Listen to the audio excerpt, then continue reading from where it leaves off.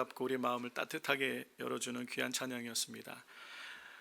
우리 오늘 우리에게 주신 하나님의 말씀 잠언 7장 1절에서 5절까지 말씀, 우리 다 같이 일어나셔서 함께 봉독하겠습니다. 내 아들아, 내 말을 지키며 내 명령을 내게 간직하라. 내 명령을 지켜서 살며 내 법을 내 눈동자처럼 지키라. 이것을 내 손가락에 매며 이것을 내 마음판에 새기라. 지혜에게 너는 내 누이라 하며 명철에게 너는 내 친족이라 하라. 그리하면 이것이 너를 지켜서 음녀에게 말로 호리는 이방 계집에게 빠지지 않게 하리라. 아멘. 이 말씀은 오늘 우리에게 주시는 하나님의 말씀입니다. 잠언은 지혜에 관하여 말씀하고 있죠.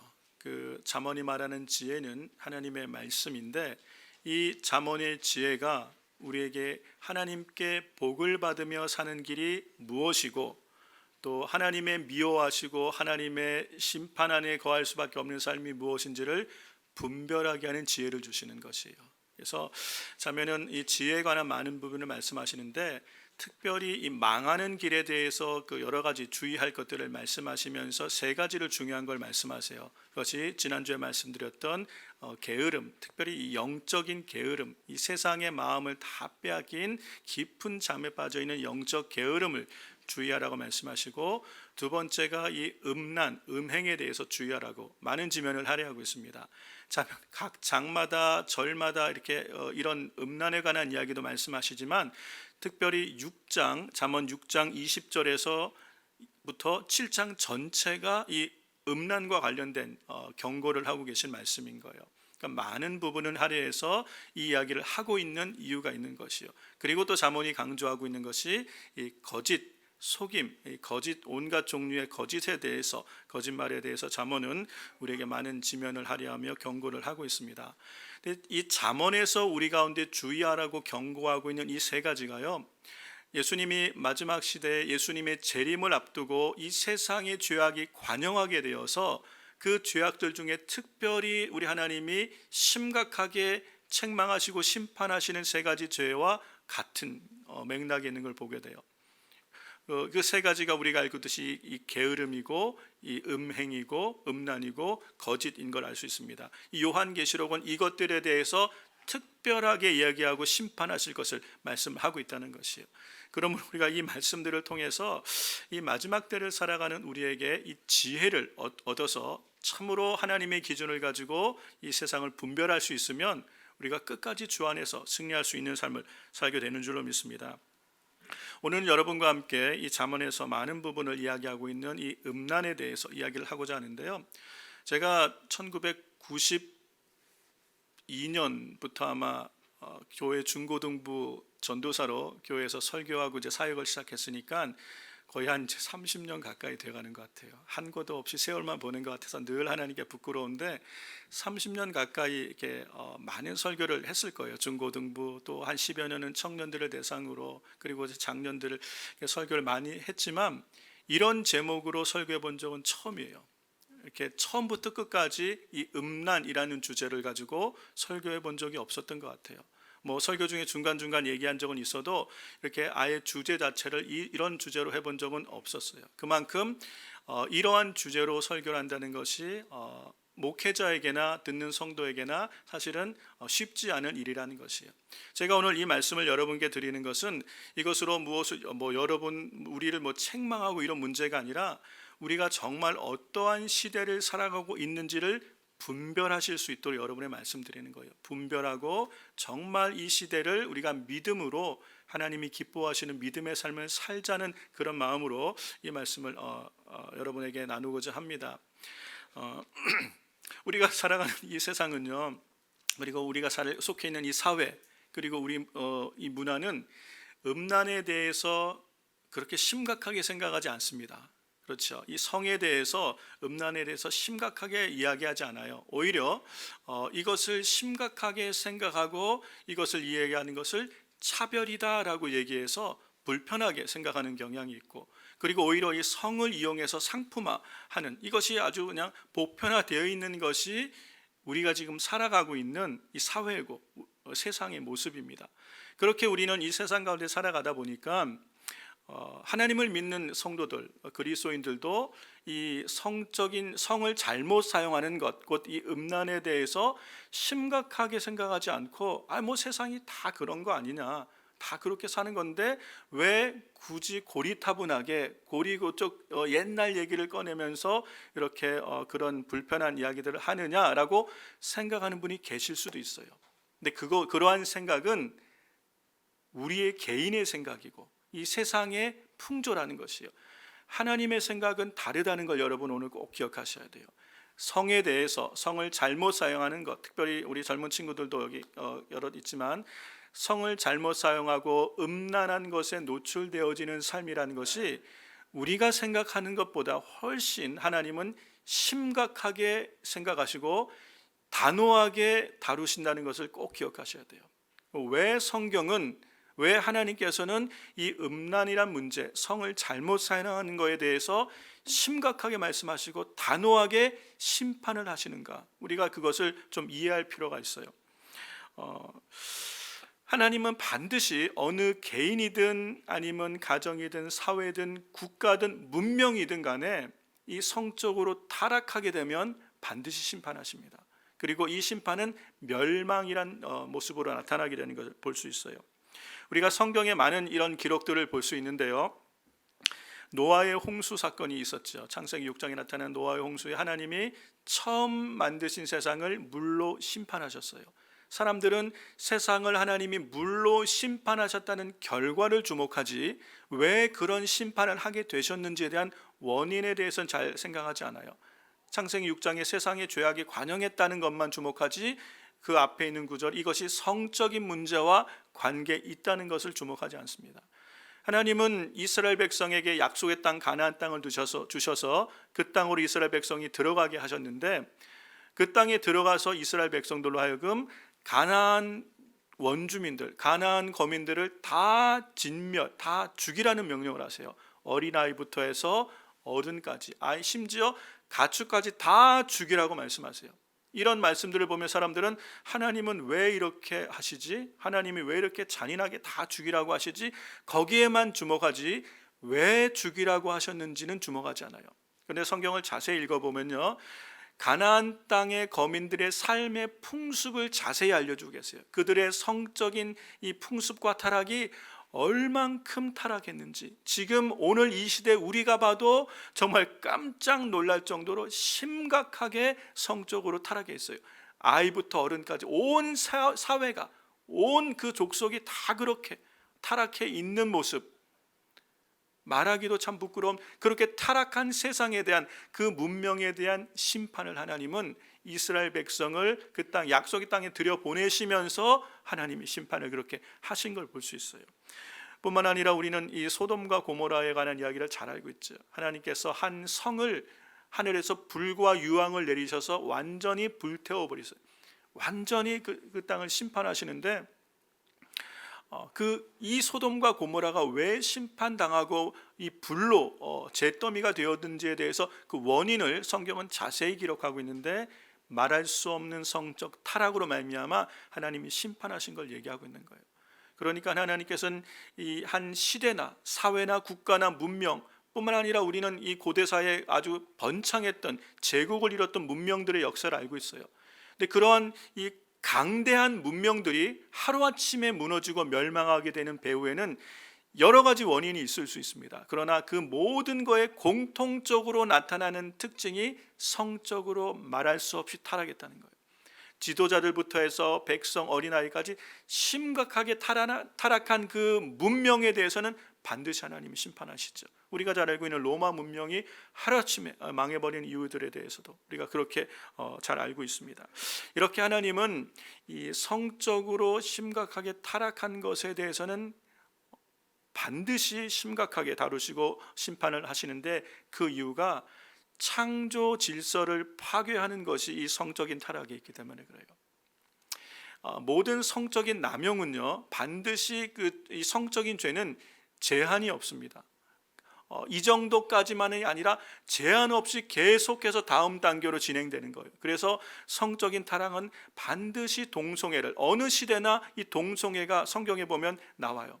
하나님이 가나안을 멸할 때나 그리고 뭐 소돔과 고모라를 명할 때나 심각한 동성애, 그리고 로마서를 기록한 로마 시대의 모습도 동성애에 관하여 심각하게 얘기하고 있는 걸 우리가 볼 수 있어요. 동성애가 지나면 양성애, 수간, 그러면서 죄악에 관영한 것이 말할 수 없이 심각해지는 현상을 볼 수 있습니다. 여러분, 동성애가 만연하게 되면 가정이 깨어지는 것이에요. 생육하고 번성하여 땅에 충만케 하신 하나님이 창조 질서가 무너지는 거예요. 자녀를 어떻게 얻겠어요? 그러면서 하나님의 지으신 이 가정이 무너지고 사람의 인격 자체가 해체가 되기 시작하는 거예요. 그래서 심각하게 다루시고 그 세대를 하나님이 반드시 심판하시는 것을 볼 수 있다는 것이에요. 소돔과 고모라가 심판받게 된 거에 대해서 사도 베드로가 베드로후서 2장에서 설명하는 내용이 있습니다. 이 말씀 같이 한번 살펴보길 원하는데요. 베드로후서 2장 6절부터 같이 한번 보겠습니다. 소돔과 고모라 성을 멸망하기로 정하여 죄가 되게 하사, 죄가 됐다는 얘기는 하나님이 불로 심판하셨다는 거예요. 불과 유황을 하늘에서 내리셔서 그 성을 불로 다 죄가 되게 하셨어요. 후세에 경건치 아니할 자들에게 본을 삼으셨으며, 이 말씀을 주목하세요. 이 소돔과 고모라 성을 불로 심판하신 것, 불과 유황으로 심판한 것은 후세에 경건치 아니할 자들에게 본으로 시범 케이스로 삼으셨다는 것이에요. 근데 그 후세가 어느 특정한 세대, 어느 세대를 말하는지 마지막 세대를 얘기하는 거예요. 왜냐하면 하나님은 처음 세상을 물로 심판하셨지만 예수님의 재림하신 그 마지막 시대의 세상은 불과 유황으로 하나님이 심판하신다고 말씀하신 그 마지막 세상을 심판하실 것에 대한 후대, 곧 우리 세대에 경계하는 본으로 이것을 기록했다고 분명히 얘기하고 있습니다. 죄가 되게 하신 것이 그렇다는 의미예요. 그 다음 말씀을 보세요. 무법한 자의 음란한 행실을 인하여 고통하는 의로운 롯을 건지셨소. 소돔성이 이 멸망할 때 한 가정만 구원받죠. 이 롯의 가정만 구원을 받아요. 그것도 부인은 뒤를 돌아봐서 소금 기둥이 되고 롯과 그 두 딸이 이게 구원을 받는데, 무법한 그 시대 사람들이 다 하나님의 법을 떠난 무법한 자들이에요. 자기 소견에 옳은 대로 마음이 육체가 원하는 대로 다 하던 음란한 행실이 온 사회와 성이 가득했던 그 시대에 그곳에 살았던 하나님의 백성, 하나님을 경외했던 롯, 이 롯이 그 땅을 자기가 선택한 것이에요. 그렇죠? 고통받는 롯을 건지셨다고 얘기하고 있어요. 여기에 대해서 그 다음 구절을 보세요. 이 의인이 저희 중에 거하여 날마다 저 불법한 행실을 보고 들음으로 그 의로운 심령을 상하니라. 이 사회에 가득한 악, 특별히 이 음란과 음행에 가득한 이 악을 보고 들음으로 그 심령이 상한 거예요. 하나님이 그래서 그 롯은 건져내시고 그 땅은 회복할 수 없는 그 땅은 하나님이 심판하신 걸 볼 수 있죠. 그 다음 구절 계속 봅니다. 주께서 경건한 자는 시험에서 건지시고 불의한 자는 형벌 아래 두어 심판날까지 지키시며, 여러분, 형벌 아래 두어 심판날까지 지키신대요. 형벌을 이미 받았고 불법을 행한 이 음행과 음란한 삶으로 살아가는 관영한 그 시대는 이미 형벌 아래에 있는 거예요. 여러분, 음란이라는 것에 붙들린 것 자체가 하나님은 형벌 아래 두었다고 지금 얘기하고 있는 거예요. 그리고 마지막에 심판날까지 지키신다. 이 말의 의미가 뭐냐면요, 여러분, 음란이란 게 왜 심각하냐면, 음란한 마음과 음행이 우리 삶에 자리가 잡으면요, 마음이 완악해지고 회개하지 못하게 돼요. 하나님은 그 상실한 마음을 그대로 내버려 두신다는 게 형벌 아래 둔다는 것이에요. 그 마음에 완고하고 완악한 마음을 그대로 내버려 두셔서, 다른 말로 하면 회개하는 마음을 안 주시는 거예요. 그러니까 한 번, 두 번 우리가 예를 들어서 성적으로는 잘못을 범하면 하나님이 찔림과 회개하는 마음을 주셔요. 그렇게 하실 때 그걸 무시하고 그렇게 사로잡힌 바 되면 나중에는 회개할 수 있는 마음, 상실한 마음 그대로 내버려 두시는 게 하나님의 무서운 형벌이에요. 형벌 아래 있어서 이것이 그렇게 해서 마지막 날까지 회개치 않다가 결국은 마지막 날에 심판을 받게 하는 것, 이게 무서운 죄라는 것이, 이게 심각한 죄인 걸 알 수 있어요. 이 형벌 아래 두었다는 것을 사도 바울은 로마 시대를 비교하면서 얘기하면서 로마서 1장에 어떤 의미인지를 우리에게 분명히 말씀합니다. 로마서 1장 말씀을 한번 보세요. 1장 24절부터 말씀을 보겠는데, 그러므로 하나님께서 그들의 마음의 정욕대로 더러움에 내버려 두사 그들의 몸을 서로 욕되게 하게 하셨으니, 그 다음 구절이요. 이는 그들이 하나님의 진리를 거짓 것으로 바꾸어 피조물을 조물주보다 더 경배하고 섬김이라. 주는 곧 영원히 찬송할 이시로다. 아멘. 그 다음 구절.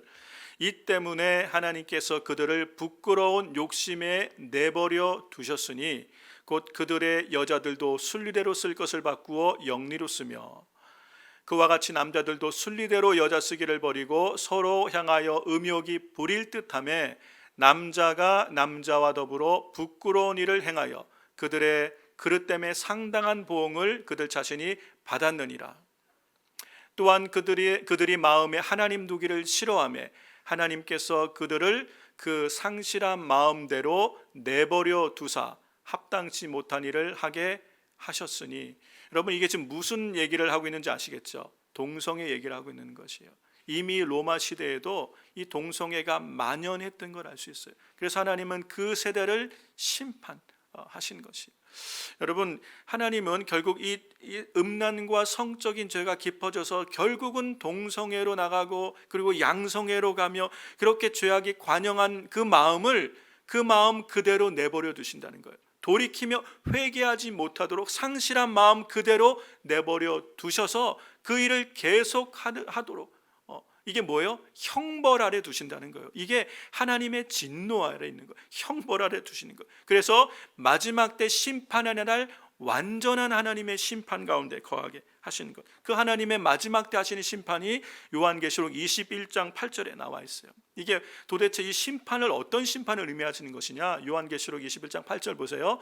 그러나 두려워하는 자들과 믿지 않은 자들과 흉악한 자들과 살인자들과 행음하는 자들과 술객들과 우상숭배자들과 모든 거짓말하는 자들은 불과 유황으로 타는 못에 참여하리. 그러니까 불과 유황 못에 던져 넣으신다는 거예요. 마귀를 심판하려고 만드신 그 불못에 던져지게 되는데 이것이 둘째 사망이다라고 얘기하는 거예요. 이 둘째 사망이 뭔지 아세요?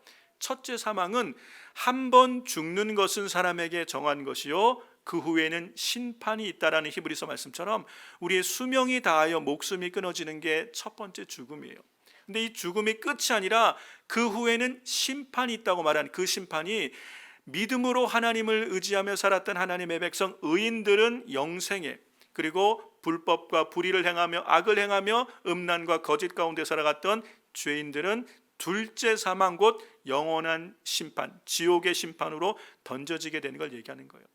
여러분, 형벌 아래 있는 이 땅에 사는 동안에 우리 마음에 음란과 음행이 가득한 걸 회개하지 않고 그대로 살아가면 하나님이 그대로 내버려 두시지만 그 후에는 반드시 둘째 사망의 심판 안에 처하게 된, 이래서 이 이 음란이란 성적인 죄가 그만큼 심각하다는 거예요.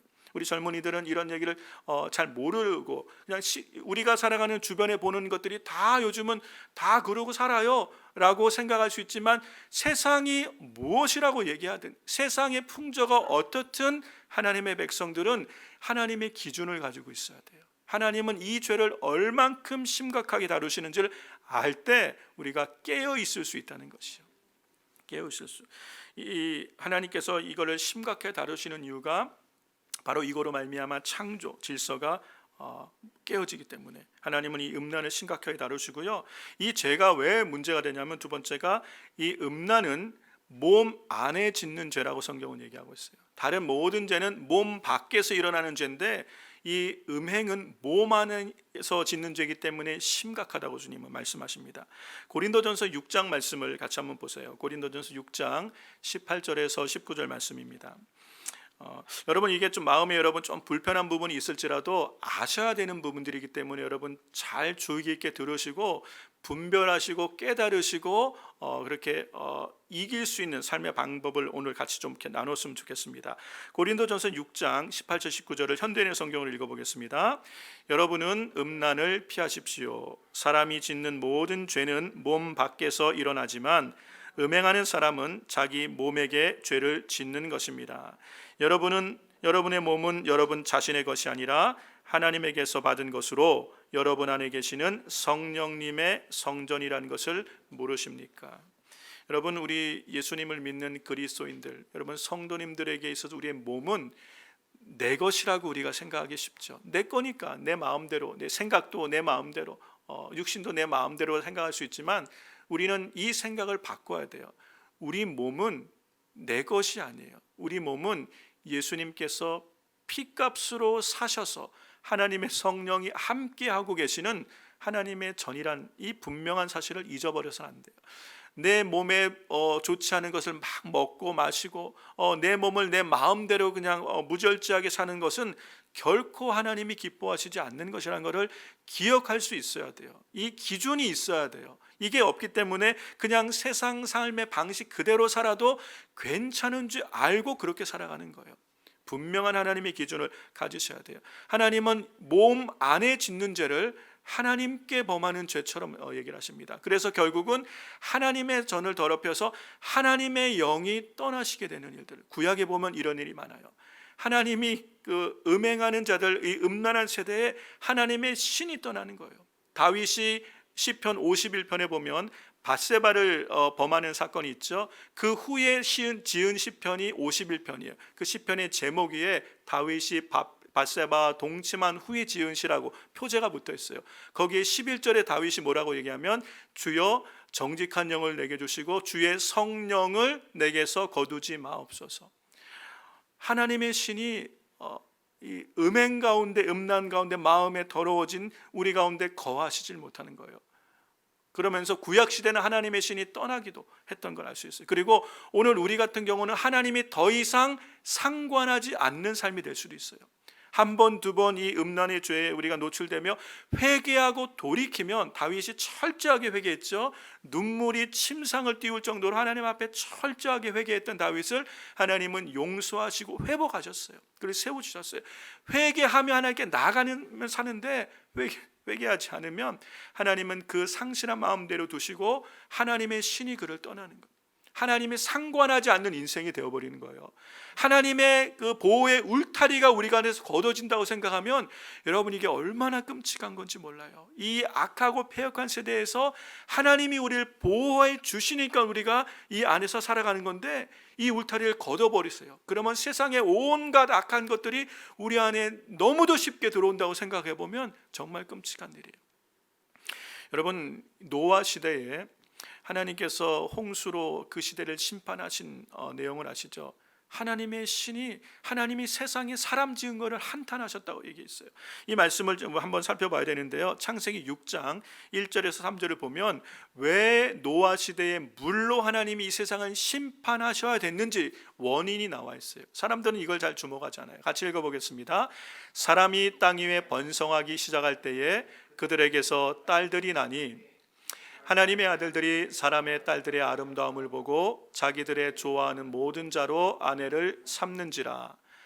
여호와께서 가라사대 나의 신이 영원히 사람과 함께하지 아니하리니 이는 그들이 육체가 됨이라. 그러나 그들의 날은 120년이 되리라 하시니라.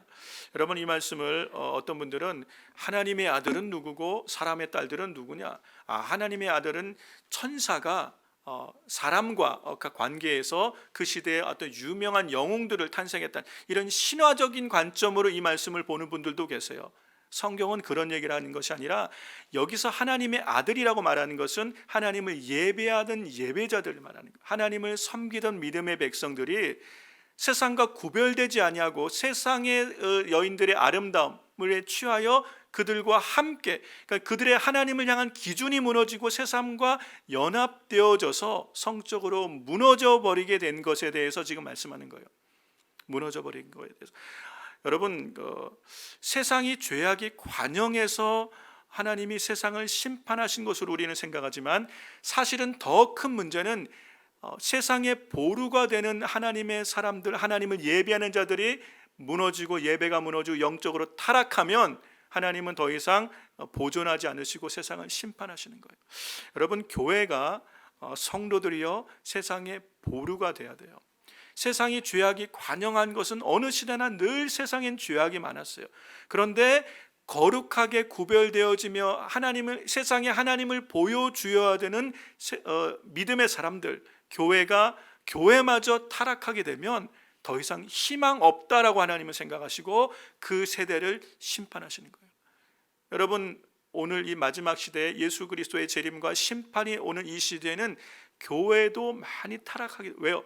교회가 타락해서 세상의 빛과 소금이 안 되니까 이제는 더 이상 희망이 없어서 하나님은 이제는 심판의 때가 도래하게 되는 것이요. 그러므로 우리가 이런 부분들을 알고 하나님 앞에서 정말 거룩하게 구별된 삶을 추구한다는 게 얼마나 중요한지 모르는 거예요. 이렇게 하나님께서는 성적인 죄로 말미암아, 음란으로 말미암아 어떻게 되는지를 분명히 성경에 말씀하고 있는 걸 알 수 있어요. 그런데 오늘 우리에게 이것이 왜 중요한 문제가 되냐면, 오늘 저와 여러분, 우리가 살아가는 이 시대, 우리 살아가는 청년들 잘 들으세요. 오늘 우리가 살아가고 있는 이 시대는 인류 역사, 수천 년의 인류 역사 중에 가장 악하고 음란한 세대를 살고 있다는 걸 꼭 기억하셔야 돼요. 그 어떤 시대보다 성경에 하나님이 심판하시고 멸망시키셨던 그 어떤 세대보다 더 악하고 음란한 세대를 한 얘기예요. 이 얘기는 하나님의 백성들이 얼마큼 더 거룩해야 되는지를 우리에게 거꾸로 도전하고 있는 말씀이에요. 여러분, 이 음란은요 제한이 없. 지금 우리가 사는 시대, 예전 시대만 해도요, 이 국한된 한정한 지역에, 그리고 어떤 죄를 짓기 위해서는 특정 지역을 가야 되고 특정 어떻게 그것이 만연했던 나라가 있고 구별돼 있었어요. 그런데 지금 우리 세상은요, 온 세상에 이 음란이 가득 차 있어요. 구별이 없어요. 우리의 가정 안에도, 우리의 손 안에도 얼마든지 음란이 이제는 우리 가까이, 너무도 쉽게 가까이 전 세계에 다 차고 넘치는 게 음란이에요. 여러분의 우리 집에 있는 컴퓨터, 여러분 손에 있는 이 핸드폰, 잘못 클릭하거나 잘못 온 메일 잘못 눌러도 우리는 죄의 유혹, 음란의 유혹에 쉽게 노출되는 게 지금 우리가 사는 세상이라는 것이. 저희가 인도의 미전도족 선교를 가죠. 정말 미전도 종족이 된 이유는 찾아가기가 힘들어서 오질에서 아직까지 미전도 종족으로 있는 지역이에요. 그곳에도 핸드폰은 있더라고요. 전화는 하고 있어요. 스마트폰은 있어요. 복음은 못 들어도 음란에는 얼마든지 노출될 수 있는 것이. 여러분, 지금 이 세상이 그래요. 안전한 지역이 한 군데도 없습니다. 예전에는 보호받을 수 있었어요. 학교라든가 주택가라든가 보호를 받을 수 있었지만 이제는 그런 보호받을 수 있는 것이 한 군데도 없어요. 너무도 쉽게 노출되어 있는 세상. 그리고 이 세대는 아무도 음란으로부터 자유로울 수 없어요. 어린아이부터 어른까지, 심지어 하나님을 섬기는 목회를 하는 목회자들까지도 아무도 자유로울 수 없는 거라는 걸 여러분 꼭 기억하셔야 돼요. 그래서 어떻게 할 것인가를 우리가 고민을 해야 되는 이 시대라는 것이요. 뿐만 아니라 더 심각한 거는요, 우리가 살아가고 있는 이 세상의 문화와 이 세상의 풍조와 경향이 음란을 부추기고 있고 음란을 조장하고 있는 시대를 살고 있다는 걸 여러분 아셔야 돼요. 여러분의 자녀들, 초등학생들이 학교에서 받는 성교육을 여러분 자세히 들여다보신 적 있으십니까? 아마 관심이 없을 거예요. 그런데 지금 미국에서 우리 자녀들이 초등학교에서 받는 이 성교육의 강도가, 우리가 학교를 다닐 때 포르노라고 얘기하며 무서워했던, 보기도 무서워했던 바로 그거보다 더 심각한 수준으로 교육이란 이름으로 아이들에게 성교육을 하고 있어요. 그 책을 보면요, 그냥 포르노와 같은 그런 책들이에요. 이게 초등학생들이 배울 수 있는 그런 내용이 아닌데 지금 그것이 초등학교에서 성교육이란 이름으로 아이들에게 가르쳐주고 있어요. 그러니까 성에 대해서 너무 일찍 눈을 뜰 수 있게 만들어주는 거예요. 분별력이 없는 우리 어린 아이들이 성에 대해서 너무 일찍 호기심을 갖고 유혹에 당할 수 있게 그렇게 지금 되고 있고요. 중고등학교에서는요, 지금 통과시키려는, 이미 오바마 때부터 계속 지속적으로 통과시키고자 했던 법안이 중고등학교 탈의실, 그리고 샤워실, 여기서 남녀의 차별이 없이 화장실 다 같이 공동으로 쓰게 하는 거예요. 내가 남자인데도 나 여자야 그러면 여자들 탈의실, 여자 샤워실, 여자 화장실에서 마음껏 쓸 수 있는 거예요. 그걸 제한하는 게 차별이라는 거예요. 그리고 운동 경기 종목도요, 남자아이가 나 여자야 그러면 여자아이들 하는 그런 운동 경기 종목에 참여할 수 있는 거예요. 못하게 하면 차별이 되는 거예요. 이게 법으로 지금 그렇게 조장하고 있는 게 지금 우리가 사는 시대예요. 뿐만 아니라 여러분, 아빠, 엄마라는 이 단어, 이거는 인류 역사와 함께 왔던, 아이가 태어나면 제일 먼저 하는 게 엄마 이거부터 배우잖아요. 아빠 엄마부터 배우는 이 아빠 엄마란 단어가 이것도 차별이라는 거예요. 그래서 우리 자녀 시대에 되면, 옛날에는 우리 아빠를 뭐라고 불러야 돼요? 남자를 아빠라고 불렀대, 여자를 엄마라고 불렀, 이런 시대가 오는 거예요. 지금 이걸 법안을 하고 올렸어요. 아빠라고 부르는 것, 엄마라고 부르는 것, 오빠라고 부르는, 이거 다 성차별이다. 이거 다 없애자는 거예요. 그러니까 가정 자체를 지금 무너뜨리는, 이게 법안으로 지금 올라가 있는 상황이에요. 이게 법안으로. 여러분, 요즘은 영화나 드라마도 이 동성애를 다루지 않으면 이게 거리가 없는가 봐요. 동성애가 얼마나 미화되어 있는지 몰라요. 너무 아름다운 것처럼 묘사하고 그걸 스토리라고 만들어서 지금 영화로 흥행하고 있는 거예요. 여러분이 보는 드라마나 이 모든 영화들이 다 이렇게 음란한 가운데 가득해 있는데 분별을 못하는 거예요. 세상이 그러니까 자꾸 듣다 보니까 보고 들으면서 의로웠던 롯이 심령이 상한 것처럼, 이 시대를 살아가는 하나님의 백성들도요, 세상에서 들어오는 모든 이런 이야기들 듣고 보면서 이게 이제는 당연해지고 자연스러워지는 거예요. 기준이 무너져 버리는 거예요. 죄가 죄인 줄 모르고 그렇게 해도 괜찮은 줄로 알고 가다가 어떻게 되는 거예요? 다 같이 망하게 되는 거예요. 그래서 하나님은 이 부분을 우리에게 주의를 하고 있는 것이에요. 사랑하는 성도 여러분, 우리가 이걸 말하면 끝도 없어요. 이 지금 우리 시대가 얼만큼 성적으로 타락해 있는지를 말하는 건 끝도 없고, 그렇다면 이렇게 죄악이 간영하고 특별히 음란이 온 세상에, 온 천지에 가득한 이 시대에 하나님의 사람들이 어떻게 살 것인가? 아니, 적어도 하나님을 예배하는 우리 믿음으로 살겠다는 사람들은 어떻게 살아가며 이 음란의 유혹, 죄의 유혹으로부터 우리를 지킬 수 있고, 우리 가정을 지키고 우리의 자녀와 교회를 지키며 하나님의 백성으로 살 수 있는가, 이걸 고민해야 된다는 거예요. 이러한 의식과 고민이 없이 그냥 하루하루 살아가고 주일날 교회 왔다가 가고, 이것으로는 절대로 믿음을 지킬 수 없다는 것. 그래서 어떻게 할 수 있는가? 우리가 오늘 읽은 말씀 한번 보시기 바랍니다. 우리의 본문으로 잠언 7장, 이 잠언의 말씀들을 통해서 우리가 좀 답을 얻었으면 좋겠는데요. 잠언 7장 1절에서 5절까지 말씀을 먼저 보겠습니다. 내 아들아, 내 말을 지키며 내 명령을 내게 간직하라. 내 명령을 지켜서 살며 내 법을 내 눈동자처럼 지키라. 이것을 내 손가락에 매며 이것을 내 마음판에 새기라. 지혜에게 너는 내 누이라 하며 명철에게 너는 내 친족이라 하라. 이 말씀들의 내용이 뭐예요? 하나님의 말씀을 지키고 잘 간직하고 그리고 친근하게 여기라고 얘기하는 거예요. 그래서 하나님의 말씀이 여러분, 우리의 삶의 기준이 돼야 돼요. 이 분명한 기준을 가질 때 분별할 수 있는 지혜가 있는 거예요.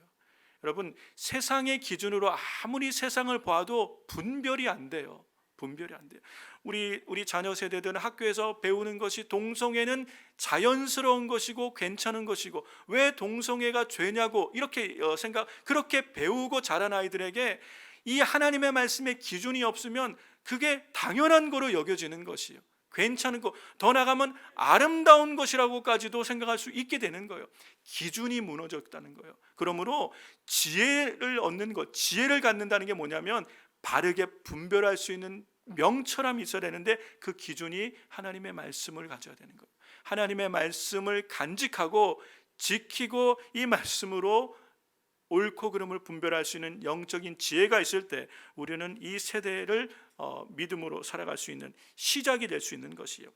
이 말씀 잠언 7장 전체가 이 음란에 대해서 말하는 얘기라고 말씀드렸죠. 잠언 7장 7절과 8절에 이런 말씀이 있습니다. 어리석은 자 중에 소년 중에 한 지혜 없는 자를 보았노라. 그가 거리를 지나 음녀의 골목 모퉁이로 가까이 하여 그 집에 들어가는데 지혜 없는 자가 하는 행동이 어떤 건지를 보래요. 하나님의 기준, 하나님이 왜 이걸 얼만큼 싫어하시는지에 대한 기준과 경계가 없으면 이렇게 쉽게 세상 풍조에 죄의 유혹에 넘어갈 수 있다는 것, 이게 지혜가 없는 것이에요. 그러므로 이 마지막 시대에 우리 성도들은 지혜를, 하나님의 말씀 안에서 지혜를 가지셔야 돼요. 그래서 분별할 수 있는 기준을 갖게 되시기를 주의 이름으로 축원합니다. 에베소서 5장 3절에서 5절을 이것을 분명 우리에게 말씀합니다. 같이 한번 읽어보겠습니다. 음행과 온갖 더러운 것과 탐욕은 너희 중에서 그 이름이라도 부르지 말라. 이는 성도의 마땅한 반이라.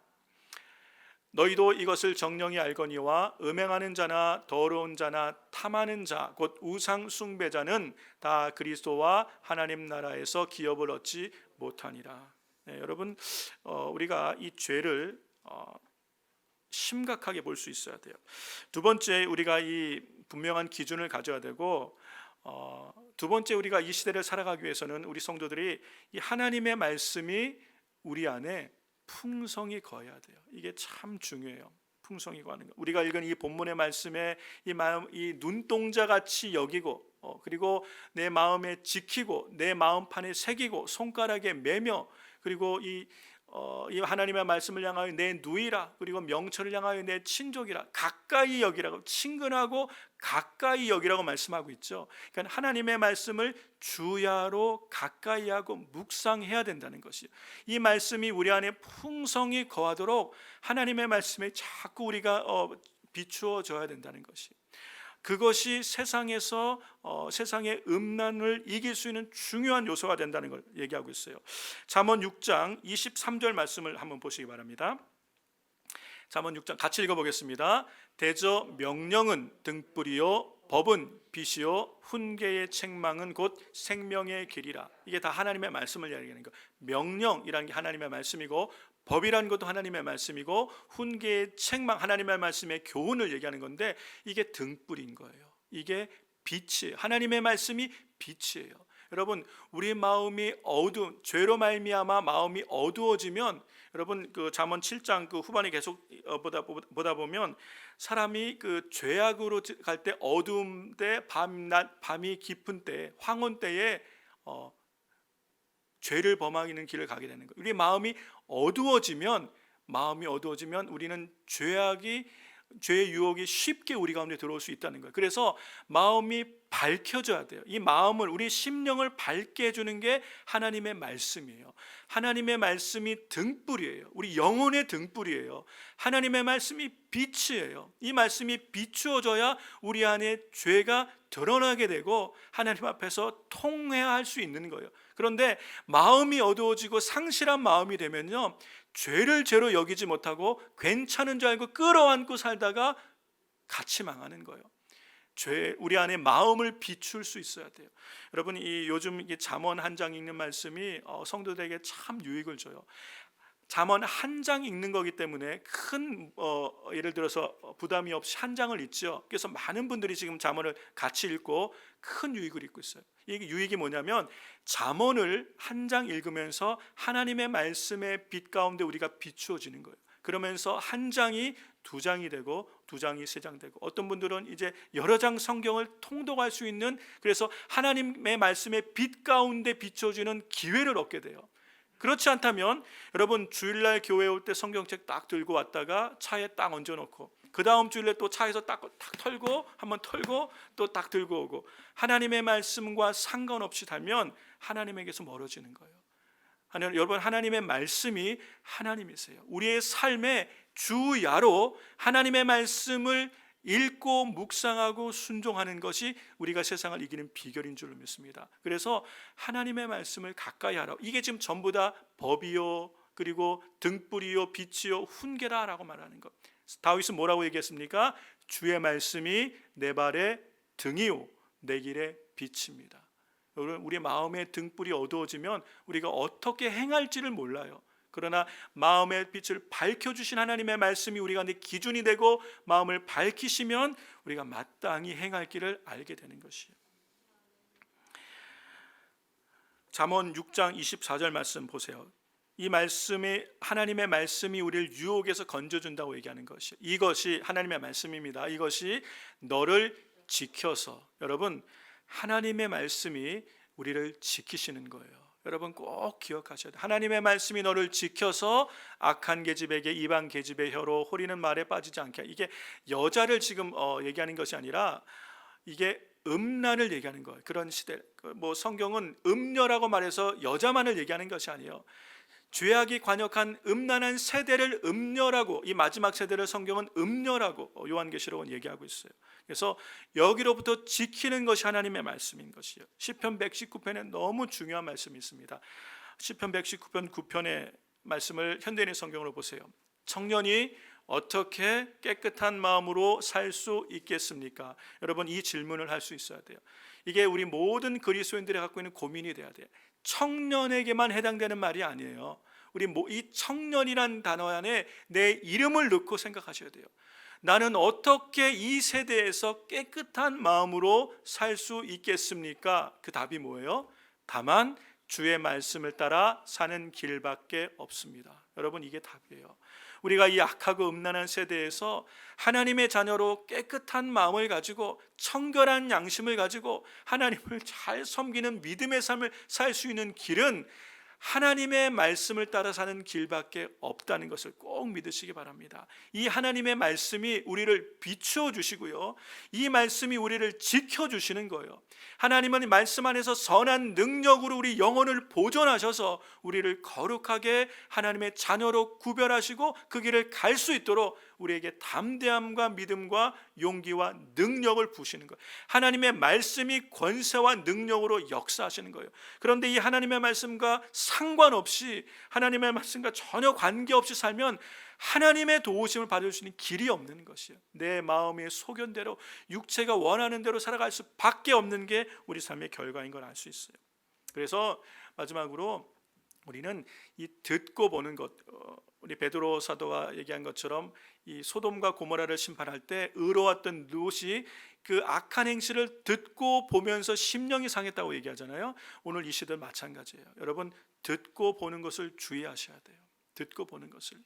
여러분 집에 들어가셔서 그냥 무방비 상태로 TV나 드라마나 청년들 유튜브나 이런 걸 그냥 무절제하게 보는 것, 이게 얼만큼 우리로 하여금 죄의 유혹에 쉽게 빠지게 하는지를 분별하시고 결단이 있어야 돼요. 듣고 보는 것에. 여러분 이게 왜 중요하냐면 우리의 시간이 구별되지 않고 그렇게 어떻게 살아요? 목사님이나 그렇게 살지요. 여러분 그렇지 않습니다. 이 마지막 때에 여러분 하루 일과 마치고 저녁에 들어가서 쉬어야 돼 그러고 TV에 무방비 상태로 그리고 유튜브에 무방비 상태로 이렇게 다 노출되다는 절대로 여러분 믿음의 삶, 하나님을 따르는 섬기는 삶을 살 수가 없어요. 주야로 하나님의 말씀을 묵상하셔야 돼요. 그래서 제가 여러분에게 듣고 보는 것을 절제할 수 있는 비결은요, 하나님의 말씀을 가까이 하는데 시간을 들이셔야 돼요. 여러분 아침에 일어나셔서 큐티를 먼저 하셔야 돼요. 다른 모든 것을 시작하기 전에 아침에 먼저 하는 무엇인가가 중요한 것이에요. 신문을 먼저 보십니까? TV를 먼저 켜십니까? 무엇을 시작하기 전에 하나님의 말씀을 먼저 읽으세요. 이게 여러분의 삶의 훈련이 되셔야 돼요. 하나님의 말씀으로 큐티라거나 잠언은 한 장 읽거나, 이게 어려우신 분, 혼자 하는 게 어려우신 분들은 라이브 톡으로 초대를 하잖아요. 그래서 새벽 예배를 통하여 생명의 삶 말씀을 함께 나누기 초대하는 곳에 함께 오세요. 그래서 집에서라도 같이 참여하시면서 말씀으로 하루를 시작하시는 거예요. 그리고 하루를 열심히 사세요. 여러분의 일에서 열심히 사시고 저녁에 들어가셔도 그냥 또 여러분 보고 싶은 거, 듣고 싶은 거, 하고 싶은 거 다 하는 게 아니라 하나님의 말씀으로 살아야 돼요, 이제는. 그래서 성경을 배우거나 아니면 성경을 통독하는 걸 하셔야 돼요. 그래서 이번 이제 보면 주보에 나와 있지만 월요일부터 금요일까지 성경 공부를 하거나 성경을 통독하는 시간을 만들었어요. 그래서 자원하는 분들, 절대로 강요는 아닙니다. 자원하는 분들이 그렇게 내 삶의 패턴을 이 마지막 시대에 하나님의 말씀을 따라 사는 길밖에 없기 때문에 이제는 정말 내 삶의 방식을 하나님의 자녀의 삶의 방식으로 바꾸겠다는 결단하기 원하시는 분들에게 할 수 있는 힘을 드리고자 월요일부터 금요일까지 성경 공부 시간이든가 아니면 성경을 통독하는 시간을 만들었어요. 여러분 거기에 참여하시면서 그렇게 우리의 삶의 패턴을 바꿔가고 방식을 바꾸지 않으면요, 우리는 이 악하고 음란한 세대에 너무 쉽게 노출되어 죄의 유혹에 빠져서 은혜를 다 쏟고 살 수밖에 없는 환경 가운데 있다는 걸 여러분 기억하시고, 경건의 삶의 훈련으로 하나님의 말씀밖에 내가 믿음으로 사는 길이 없다는 걸 꼭 기억하시고 승리할 수 있게 되시길 주의 이름으로 축원합니다. 마지막으로 말씀 한 구절 읽고 말씀을 마치려고 하는데요, 잠언 4장 20절에서 23절 말씀 보세요. 내 아들아, 내 말에 주의하며 나의 이르는 것에 내 귀를 기울이라. 그것을 내 눈에서 떠나게 말며 내 마음속에 지키라. 이게 다 하나님의 말씀을 얘기하는 겁니다. 그것을 얻는 자에게 생명이 되며 그 온 육체의 건강이 됨이니라. 무릇 지킬 만한 것보다 더욱 내 마음을 지키라. 생명의 근원이 이에서 남이니라.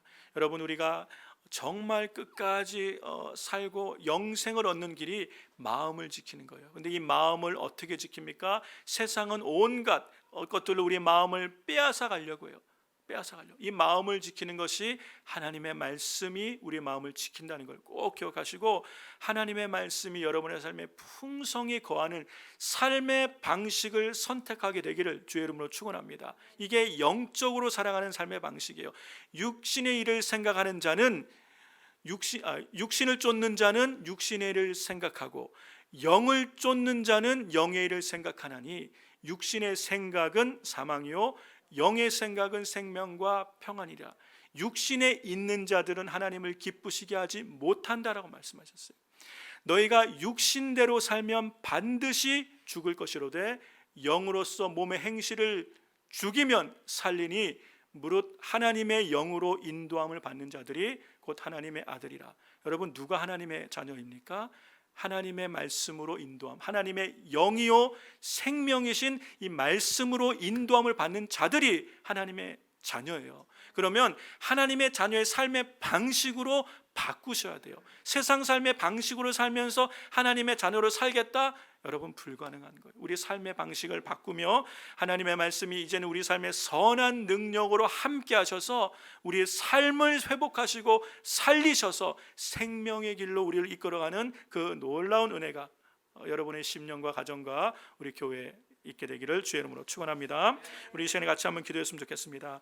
하나님, 우리가 정말 마주한 삶의 현장, 우리 이 세대는 정말 악하고 음란한 세대입니다. 하나님, 이곳에서 하나님을 예배하는 우리, 하나님의 자녀된 우리, 영원하신 하나님 나라를 생명의 길을 유업으로 얻을 우리는 어떻게 살아갈 수 있겠습니까? 하나님, 세상 사람과 똑같은 방식으로 세상의 죄악 가운데 살 수 없는 우리가 어떻게 우리의 마음을 청결하게 하고 어떻게 우리 가정과 마음을 지키며 하나님의 자녀로 살 수 있겠습니까?